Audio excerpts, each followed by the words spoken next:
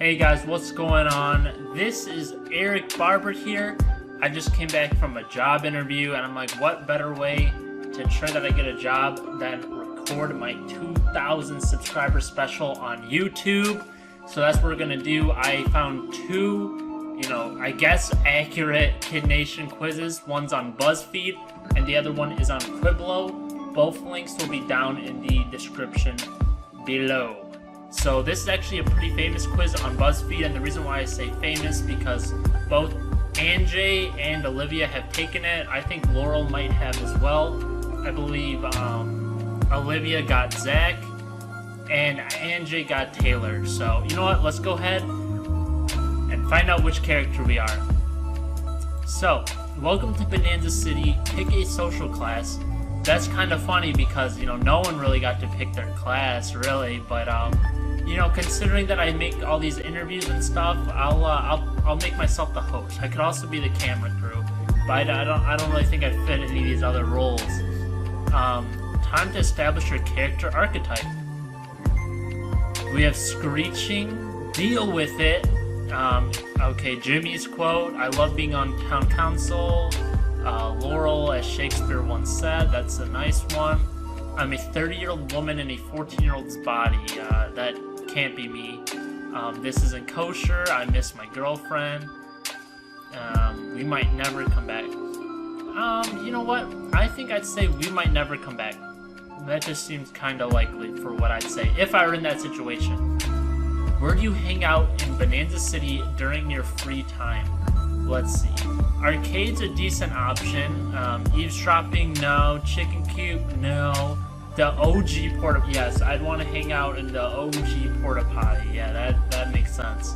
The chapel, dining hall, dust storm, the saloon. That's where everyone's hanging out normally, anyways. I feel like, to be quite honest with you. Sophia's library would be a good choice as well, but there's just not that many books there either, and it's kind of small, even it looked kind of claustrophobic even when just Sophia and Alex was there. So this is my thoughts. You won the challenge, now pick a reward. Wow, this is a lot more options than the original guys got. Getting to leave? No. Honestly, it's kind of difficult because I'm not in that position. Fruits and vegetables is a fricked up reward. I'm just going to say that right now. That is fricked up. That's not really something you can hold over kids' heads, but, they did it. To be quite honest with you, probably beds, honestly. Especially when I'm at this age, I do kind of appreciate sleeping on a bed after sleeping on floors and even couches. It can mess up your back, guys. Seriously. My other choice might have been, probably would have been clean clothes, but that's not as big of a deal because at least they did have rudimentary washing the entire time they're on the show. You're a cook this week. What's your favorite Bonanza City gourmet meal? Okay, I don't know why anyone would pick uncooked macaroni filled to the brim of a pot, but I guess some people would. One handful of potatoes. Potatoes aren't bad. The homemade spaghetti's gross. Olivia's holding one pancake. Oatmeal and jerky, kind of nasty. The ugly chicken might be a decent option. Biscuits and beans. Okay, the only option that you can pick are the sauteed red bell peppers and dumplings. So that's actually good food. That was actually made by Kennedy and Savannah, so that's quite nice. Where were you during the great sandstorm of episode 3? I probably would not be screaming as a Twister, weeping, which Maddie was not actually crying because of that. She was crying because of DK leaving at a different episode, but campaigning for the gold star, nah. We got Maggie as a background pioneer. You know what? I'd probably be barricading myself. That's just the only logical choice I can really see here. What's my act in the talent show? I gotta say, I probably would, if I was on the show at that age, I'd probably either see myself as the MC or stand-up comedy. I actually have done stand-up comedy before. I can't really say I'm like epic at it or anything, but you know, if you're with friends, I think it can be pretty fun. What's the most problematic thing you did? I almost beat up an 11-year-old. No. I thought the ugly chickens deserve to die. You know, it's almost any chicken deserve to die. It doesn't have to be ugly in particular. That was just weird. I went mad with power on council. That's possible. I suggested blowing up our trash with gunpowder. Swearing in front of Sweet Jimmy. Yeah, I mean, you know, when you're 13, 14, 15, at least when I was that age, I kind of thought it was cool to swear. You know, a little bit immature of me, but I did swear quite a bit when I was younger. I drink bleach on purpose. Two of the people there did not drink bleach, and the one guy there, DK, did not drink it on purpose. Yeah, I could not accept the acceptance of Jewish people. Wow, that's pretty intense. But no, I don't think that'd be me either. I pogo-sticked over a little girl's campaign poster. Markel was faxed for doing that. You know, I could see maybe that one. The editor who put really stereotypical music over Anjay Preg. Oh my gosh. Yeah, that was kind of bad. Yeah, you know what? Let's go with I you know, I thought that was a really funny scene when Markel pogo-sticked over Taylor's re-election poster. So I did like that. Pick a council leader. Wow, there's a lot of great leaders here. You know, just on a whim, I don't know why they have Anjay crying here, and the other people look at least somewhat competent. I kind of like the leadership of Michael, you know, given that he was in sort of a 1 versus 3 scenario a lot of the times. I wish I was as idealistic as Michael. Knowing myself at that age, I could have been, you know, more led by Greg, Blaine, and DK. Who knows though, but I really do approve of, you know, Michael's difficulty there in that situation. Why don't you approve of town council? We got Taylor, Mike being a bitch. Some of them aren't showing strong leadership, but mostly I just hate Anjay. I love them, but I'm 8 years old. I nominate myself every week. I'd rather form a meritocracy. I kind of do like a meritocracy. It makes sense. Obviously, that's not even the town council's fault, but if we're looking at as the town council as like the system of government for the whole show, you know, I could agree with that. Yeah, sure. Who's your best friend and why? Greg, because he's actually my age. Taylor, because I want to be here, but also feel threatened, so the safest place is by her side, but I'll give it as soon as an authority figure threatens punishment. Wow, that was pretty in-depth. Sophia, because she gives no shits. Sophia would actually be lit to have as a friend. I think DK would be great. I don't think Mallory, Olivia, nothing wrong with them. I just don't think we'd be best friends. Migle, because we talk about clothes and boys. No. You know what? I'd say DK. You know, I guess maybe I'm a little bit influenced given the fact that, you know, I interviewed DK and we had a good time. And I don't know Sophia, at least not yet. But yeah, probably DK. It's day 39. Emily has beef with the Yellow District girls and they're about to throw hands. Whose side are you on? Truthfully, if I were in Bonanza and this was just going around and I wasn't there, I probably would not intervene, given that they're mostly younger girls, and I don't know what age I would be if I was on the show. I mean, technically I would be like 8 or 9, if we're looking at it exactly, but I don't know, I wouldn't think it's my place to get involved. But let's see the sides. Taylor, Emily has been crossing boundaries this entire time. Layla likes stirring the pot. She's Regina George. Emily, Kelsey, Migle was pretty well-rounded here, you know. I'd say probably Migle. What's funny is here they say Randy the Rando. That's funny because that is not Randy. That is Sophie. Randy was not even in the town on day 39. So that is 100% Sophie. She's there, she's chilling, and she's, de-escalating the situation.